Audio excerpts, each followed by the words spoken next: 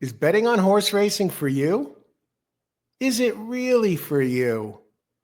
In this video, I'm going to present you with 5 questions and a bonus question to ask yourself to help you decide whether betting on horse racing is really for you.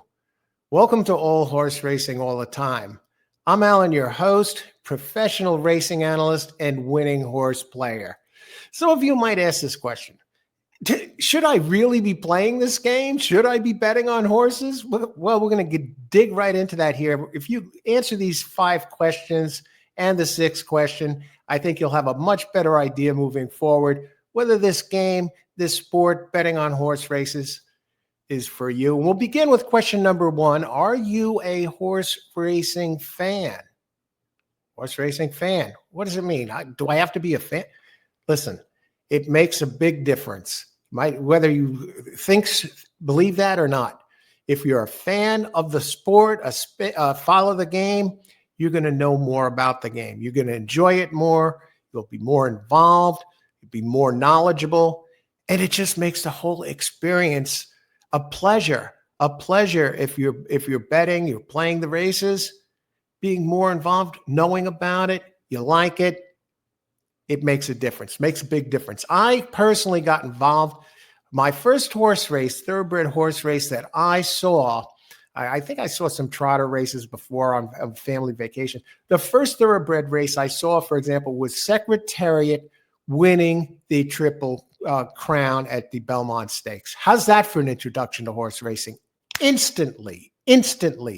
I was hooked on horse racing. Saw perhaps the greatest racehorse in the world, shatter the field, fans going crazy. It was the talk of the papers, the media, all, every step of the way towards this Triple Crown. So my introduction to horse racing got me involved as a fan, and I followed it closely ever since.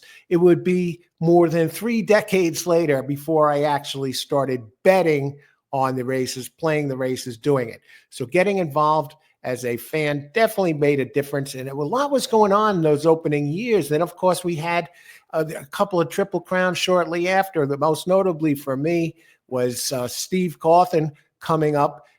First jockey, 17 years old, became the first jockey to win the over $6 million in prizes. And then the next year, as an 18-year-old, wins the Triple Crown aboard Affirmed.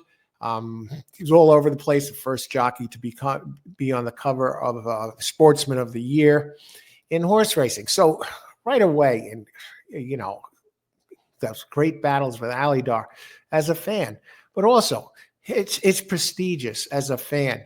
You watch the big, all A-listers going to these events, the big horse racing. You see them on TV, whether it's actors,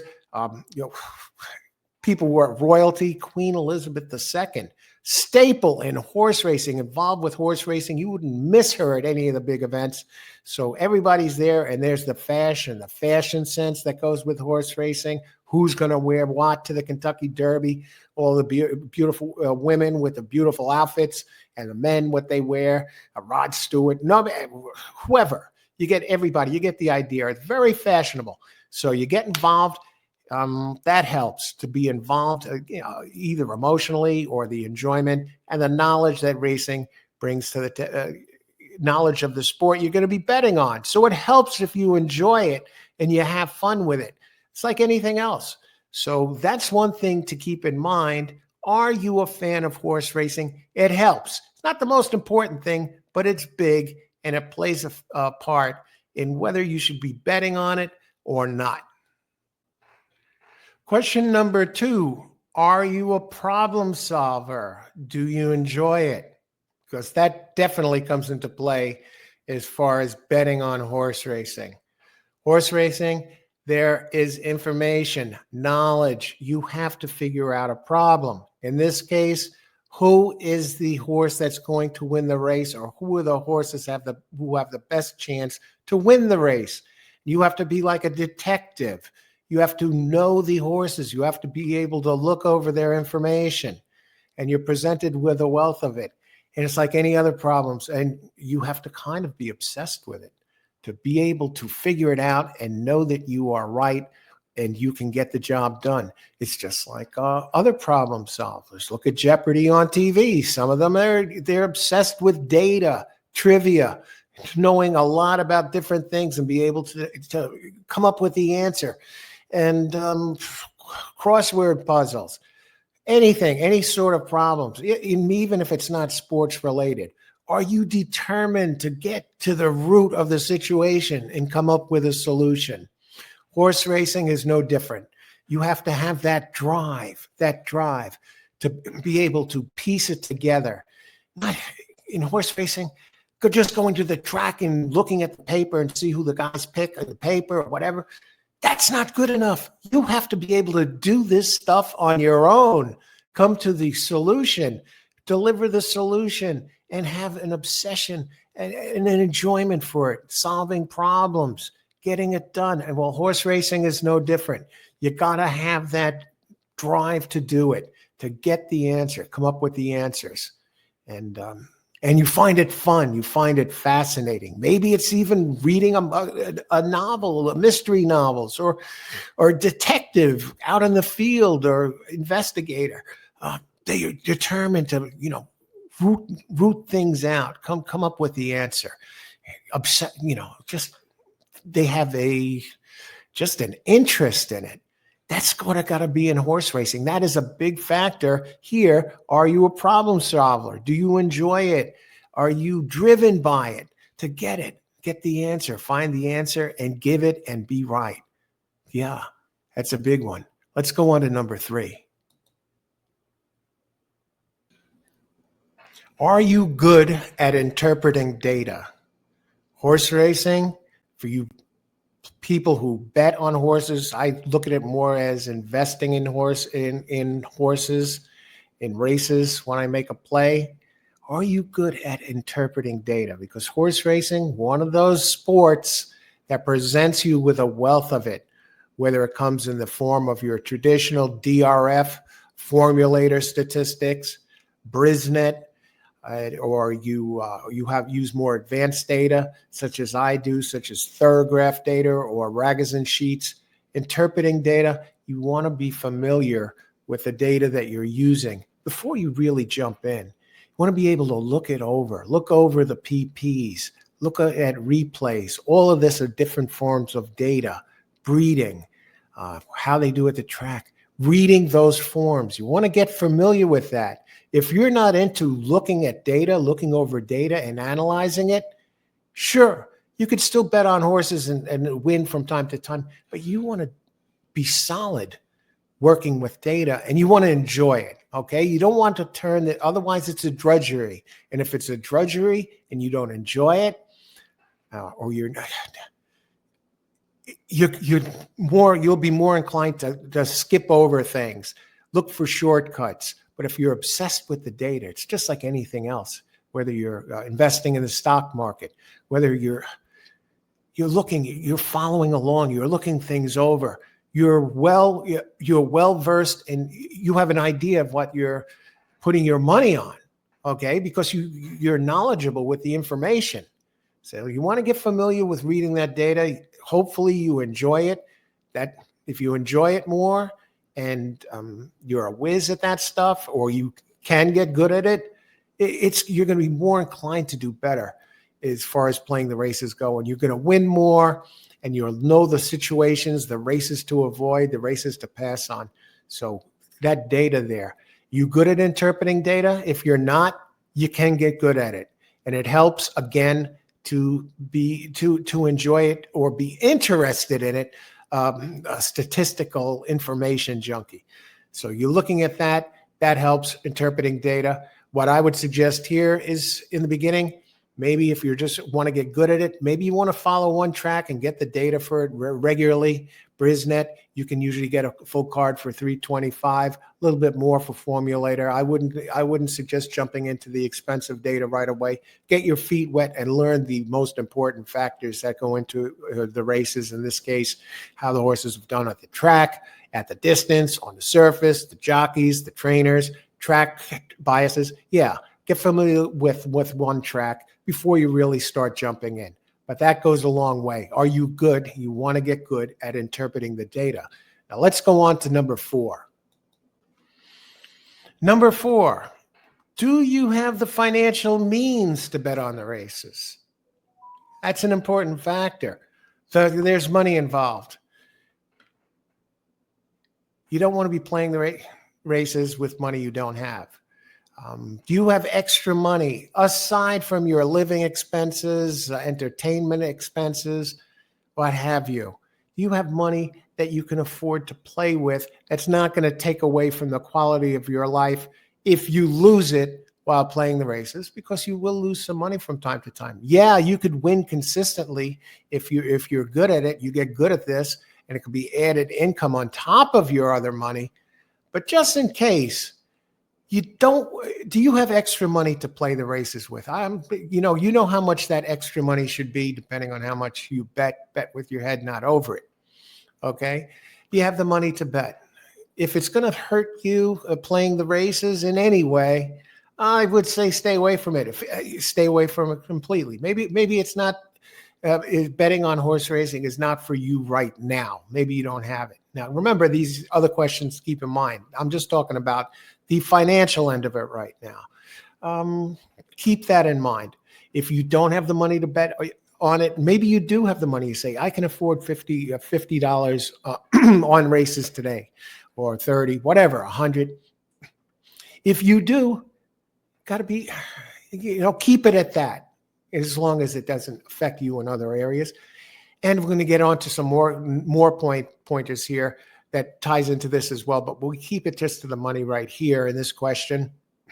If you don't have the money to do it, it's betting on horses isn't for you now, at least. Okay, you don't want that to dig in here because there's moving parts there.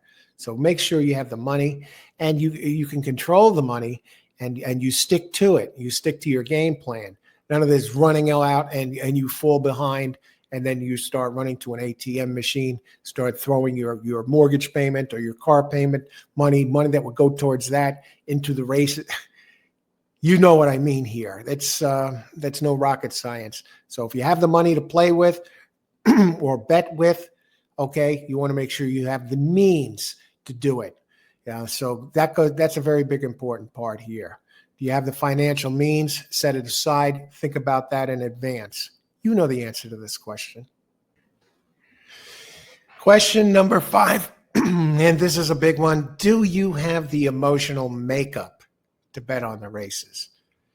Betting, are you in control of your emotions, or are your emotions in control of you?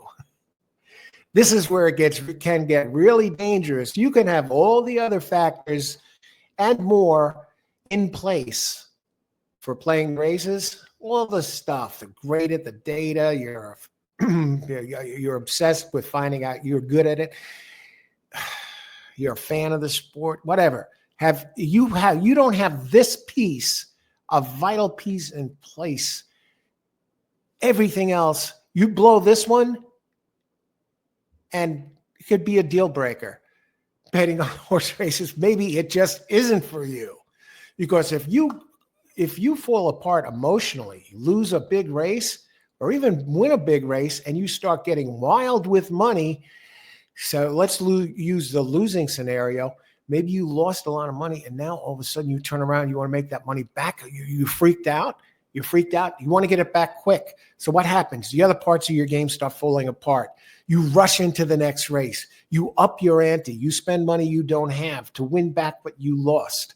And you don't have time to look over the data. Maybe you see what's running at another track. Maybe it's the next race at that track, whatever. You see, now you're emotionally on autopilot. You're not thinking clearly anymore. Your emotions have gotten the best of you. If you're inclined to become unhinged that way, horse racing is not for you, because then you can get hurt. It could be life-altering, life disfiguring decisions, throwing money around that could cost you in all areas of your life. Okay, it's not just having a bad day at the track. It might lead to something far more worse, much worse. So The emotions, you want to have your emotions in check. You hear me talk about it here all the time on this show. Ice water in the veins. You want to play the water with ice water in the veins, or riverboat gambler, that type of style. Emotions in check, cool as ice. Yeah, we're not joking around with that. We're not horsing around with that. That's very important here. You want to have your emotions in check when you're playing the races, or if you're playing the races. People that just say, hey, I just lose my temper and I can't control that. Yeah, or I got mad and I did this, or, I won so much money and I just got loose with it. I started throwing it around crazy the rest of the day. Next thing you know, you're down money because you got reckless and your emotions, you got too high. And that was like a mania, state of mania. So the emotions, you don't want to be in that sort of spot, too high or too low. If you can't control your emotions and you just snap, maybe just like somebody who gets road rage and they do something stupid and cost somebody their life, okay? Same thing with horse racing. Same thing with anything else. You want to have your emotions in check. That's important, not just in horse racing or betting on horses, but anywhere else. So do you have control over your emotions? Do you have the makeup to be a horse player? You can work on that. One of the things you can do to work on that is plan in advance before you get to the track or before the race. Think of yourself ahead. How am I going to act?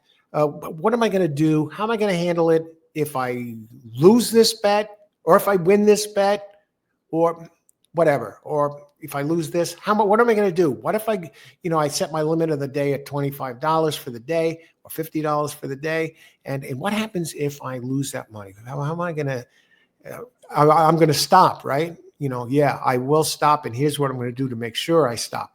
Just on the flip side, on the positive side, you have your $50 and all of a sudden you find yourself up $1,100, right? And that happens. I've had that happen many a times.